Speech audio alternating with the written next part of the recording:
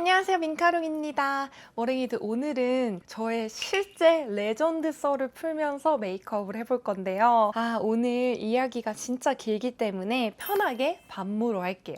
일단 내 데일리 메이크업이 예쁘다고 튜토리얼 궁금하다는 요청이 진짜 많더라고. 요즘 내가 주구장창하는 데일리 메이크업을 해볼 건데 렌즈가 좀 바뀌었어. 눈치챘을진 모르겠지만 쿨톤 렌즈만 끼다가 요즘 머리 컬러도 되게 웜톤으로 밝아지고 누리끼리 하고 그래가지고 브라운 렌즈 위주로 착용하고 있는데 이것 때문인가? 분위기가 한층 부드러워진 것 같기는 해. 오렌지 엔딩 원데이 브라운 이거 꼈을 때마다 사람들이 자꾸 예쁘다고 해주시더라고. 부드럽나?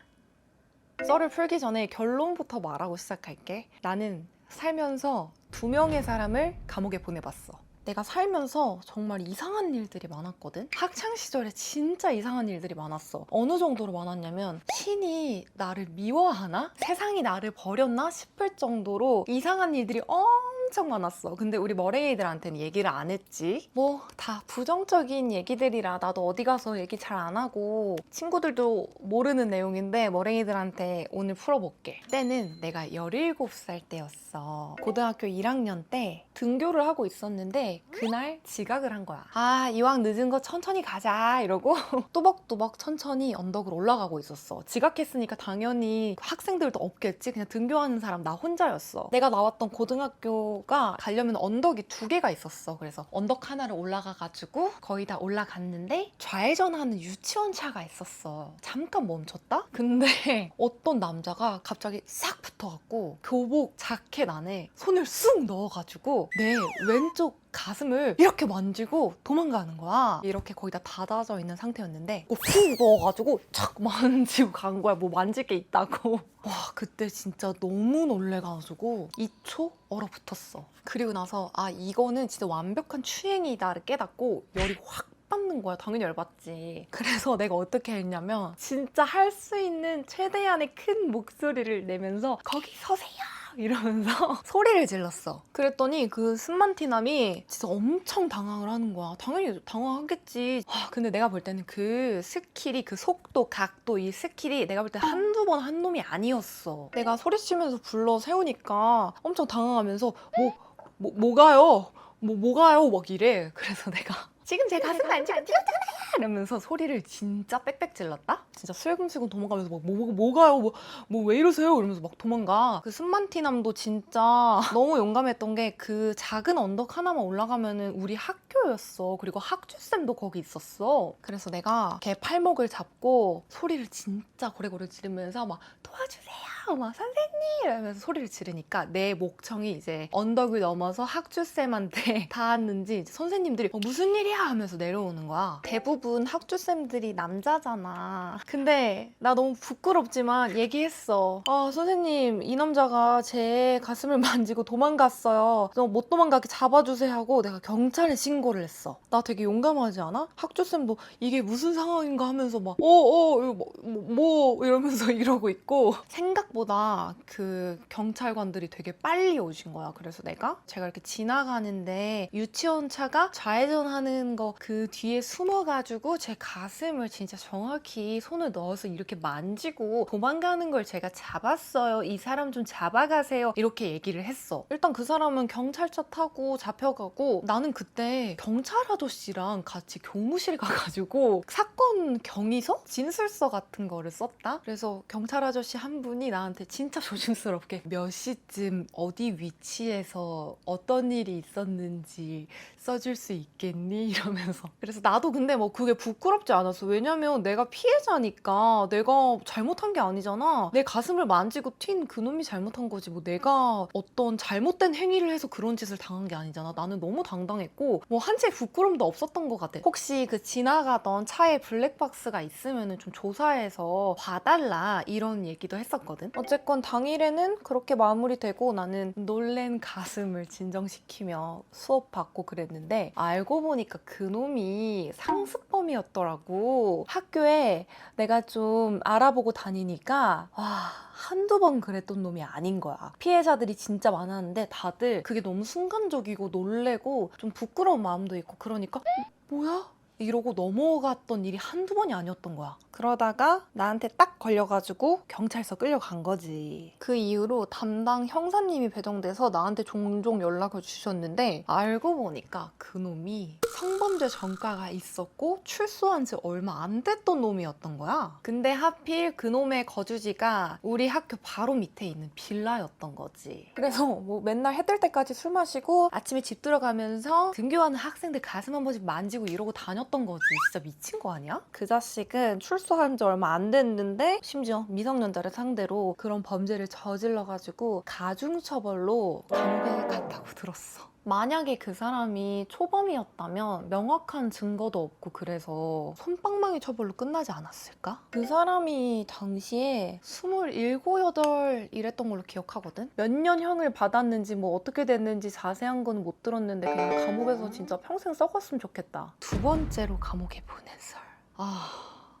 이거 어디서부터 말해야 되지? 이건 영화로 만들어도 손색 없겠다. 아니, 영화로 만들어도 이건 좀 과장이 심하다라는 얘기를 들을 수 있을 정도로 진짜 말도 안 되는 썰인데 내가 이 첫 번째 사건이 있는 후로 2년이 지나서 고등학교 3학년 때 일이야. 나는 그냥 당시에 할 거 하면서 열심히 평범하게 지내고 있었다?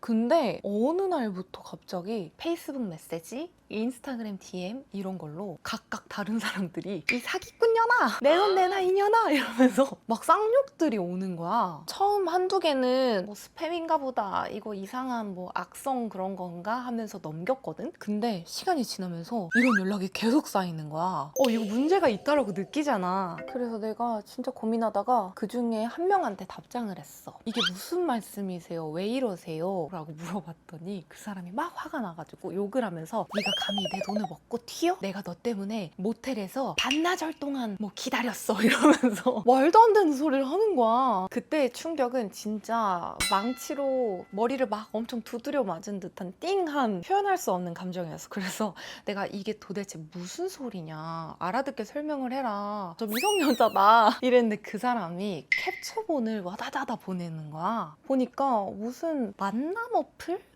같은 채팅방이었는데 내 사진을 프사로 해놓고 나인 척 대화를 하더라고. 그 만남 어플 속 나를 사칭한 사람이 막 오빠 오빠 거리면서 사람들을 꼬시고 있었던 거야. 근데 내용이 아이돌 연습생인데 댄스 학원을 다녀야 되는데 학원비가 없다, 오빠 돈 좀 보내주세요 하면서 처음에는 40만 원으로 시작해서 이거를 주기적으로 돈을 늘려가면서 뜯고 있었던 거야. 그리고 나서 이제 자기가 뜯을 만큼 목적 금액을 달성했다 싶은 사람들한테 마지막으로 이제 뭐 그런 관계를 맺어주겠다라고 이런 내용을 이제 마무리로 이제 보내면서 큰 돈을 뜯고 특정 장소를 찍어서 여기서 몇 시까지 봐요 오빠 이러면서 이거 웃을 내용이 아닌데 진짜 말도 안 돼. 이런 수법으로 진짜 여러 명한테 돈을 뜯어왔더라고. 내가 이걸 알게 되고 너무 놀래가지고 나한테 연락 온 사람들한테 다 연락해가지고 얘기를 들어보니까 다 똑같았어. 그 똑같은 패턴으로 정말 수개월에 걸쳐서 몇십만 원씩, 그 다음 몇백만 원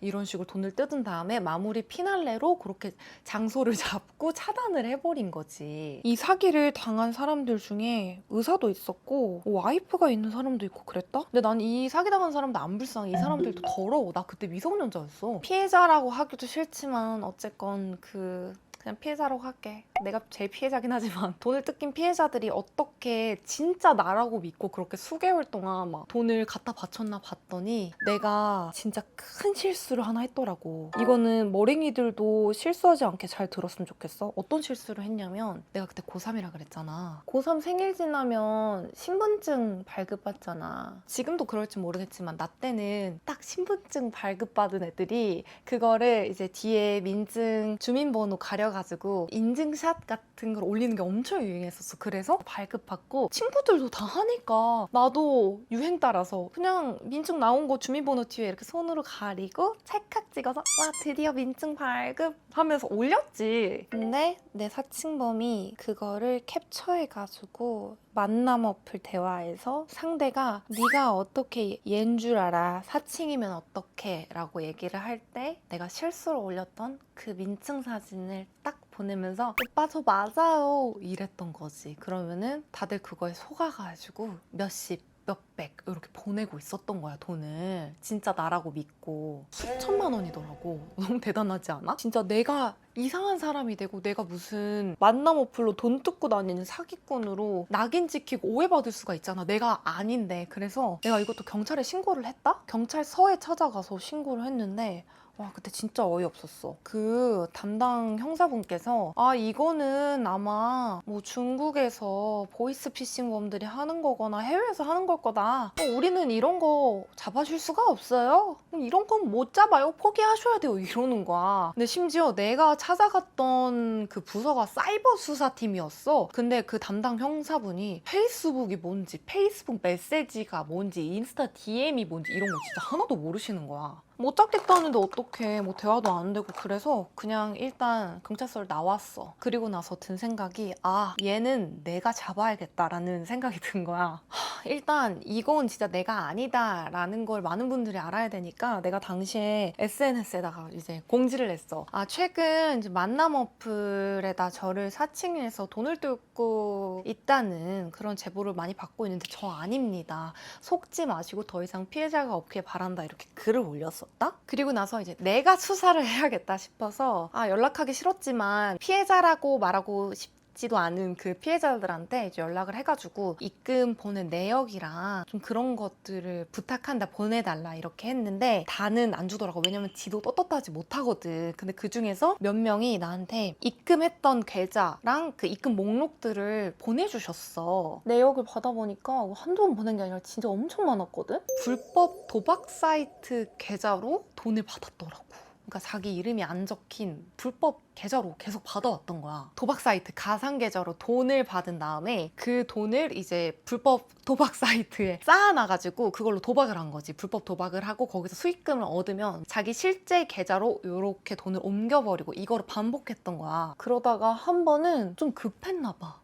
한 번 자기 본명 계좌로 입금을 받은 거야. 근데 그 당시에는 범인인지 특정하고 확신할 수 없으니까 일단 킵하고 그 이름을 페이스북에 검색을 해봤어. 예를 들어서 홍길동이라고 할게. 홍길동 이렇게 치니까 딱 한 명 내 페이스북 친구가 뜨는 거야. 모르는 사이였고 그분은 당시에 내 팬분이셨나 봐. 좋은 댓글 많이 달아주시고 그랬는데 이 사람이다 라는 생각이 있었는데 바로 연락해가지고 당신이 홍길동 씨예요? 혹시 이러셨어요? 이러면은 이 사람이 잠수를 타버릴 수가 있잖아. 그래서 나는 이 홍길동 씨에 대해서 좀 내가 파봐야겠다고 생각을 했어. 근데 마침 그 홍길동 씨랑 함께하는 친구인 어떤 여자분이 있는 거야. 그래서 진짜 조심스럽게 그 여자분한테 페이스북 메시지를 보냈다? 혹시 홍길동님 아세요? 라고 내가 페이스북 메시지를 보냈는데 바로 답장이 왔는데 뭐라고 하는지 알아? 아니 제 남자친구인데 왜 그러세요? 이러는 거야.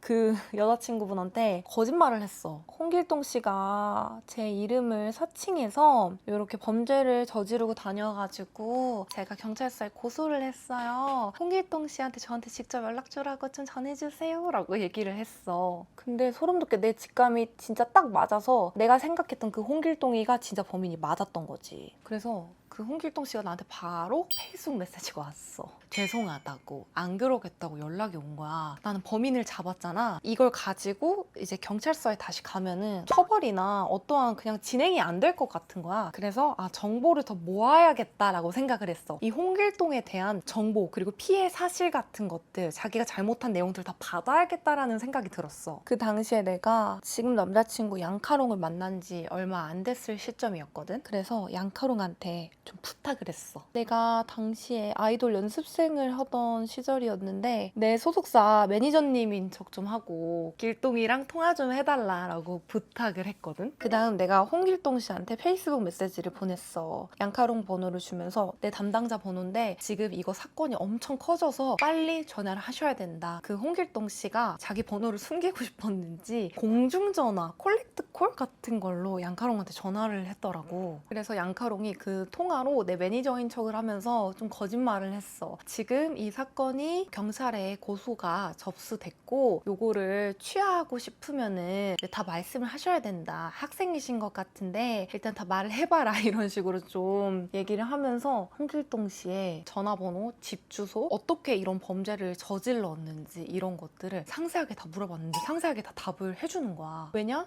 그 홍길동 홍길동 씨가 좀 충격적이게도 어렸어. 17살이었어. 99년생. 그래서 홍길동 씨가 어린 마음에 자기가 어떻게 범죄를 저질렀고 막 이런 계좌는 어떻게 만들었고 막 불법 도박 사이트는 어떻게 했고 몇 명한테 몇 천만 원을 뜯었고 이런 것들을 다 실토를 한 거지. 우리가 완전 형사 노릇을 한 거야. 범죄자 홍길동 씨의 개인정보를 다 받아가지고 경찰서로 다시 갔지. 이거 뭐 안 될 거다, 뭐 해외에서 불법으로 운영하는 조직일 거다 이랬던 형사님한테 그걸 다 갖다 줬어. 그 형사님 완전 신나갖고 진짜 입꼬리가 귀에 걸려가지고 접수해 주셨거든? 이게 사건을 접수한다고 해서 바로 막 진행되는 게 아니니까 좀 시간이 흘러서 나는 20살이 되고 잊고 살았는데 그 형사분한테 어느 날 연락이 오더라고. 작년에 있었던 홍길동 사건 합의를 원한다고. 합의할 마음이 있냐는 거야. 근데 나는 그때 나도 어렸어. 근데 나는 합의가 뭔지 잘 몰랐고 합의가 용서해주세요 그냥 이런 건 줄 알고 아니요?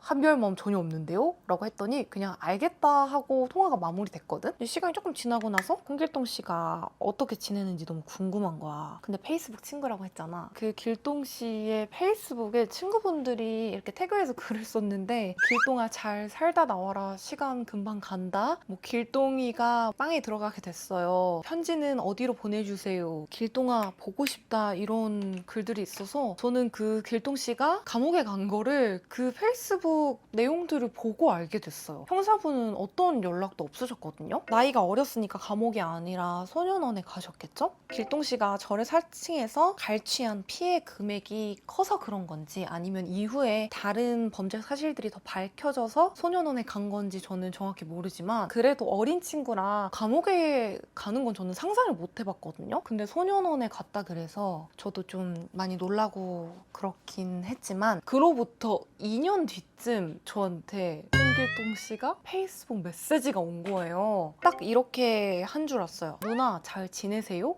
물음표? 와 그때 한동안 너무 무서웠어요. 보복당할까봐 저한테 나쁜 짓 할까봐 제가 너무 무서워서 그 당시 밖에 잘 혼자 못 나갔었어요. 여튼 홍길동 씨가 이제는 나쁜 짓 안 하는 그런 어른으로 컸길 바라고 있습니다. 여기까지 하면 제가 감옥에 보낸 2명 이야기 모두 다 해봤고요. 웃긴 썰은 아니지만 그래도 꽤 흥미진진하게 들으셨죠? 어디 가서 이런 얘기를 들어보시겠어요. 모두 다 1200% 실화입니다. 과장 하나도 없이 오히려 제가 좀 줄여서 순화해서 말한 건데 진짜 실화예요. 그래서 저는 요즘 그 밈 아시죠? 감옥에서 누가 돌아왔게 그거 안 웃겨요. 좀 무서워요.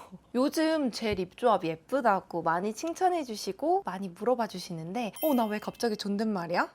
많이 물어봐 주는데 요즘 딱 2가지 조합을 발라. 하트 퍼센트 립 펜슬 살몬 베이지는 무조건 써. 일단 이걸로 무조건 입술 라인 확장시켜주고 그 다음 컬러그램 6호 우롱 리치 요거를 전체적으로 깔아줘. 뉴트럴한 색감이거든. 여기 위에다가 헤라 센슈얼 틴티드 샤인 스틱 2 베이지. 요거는 컬러 립밤 같은 건데 부드러운 베이지 컬러야. 입술 색을 좀 더 부드럽게 중화시켜주기 위해서 여기 위에다가 톡톡 발라서 입술 색을 조금 더 부드럽게 만들어줘. 이것도 많이 바르고 그 다음에 많이 바르는 조합은 맥 립 틴트 엑소엑소. 이게 또 뉴트럴한 부드러운 코랄빛이거든? 이거를 깔아줘. 여기 위에다가 유리아주 컬러 립밤 3호 코랄 소르베 이거를 한번 싹 발라줘. 이 조합으로도 많이 발라. 그래서 요즘은 지금 바른 거 아니면은 이 엑소엑소 틴트 유리아주 조합으로 많이 바른다. 이렇게 발랐을 때 머랭이들이 되게 많이 물어봐 주더라고. 맥 틴트는 지속력이 엄청 좋아서 입술색 없는 사람들한테 추천할게. 이렇게 하면 메이크업 끝! 머리하고 오겠습니다. 짠! 머리를 하고 왔습니다.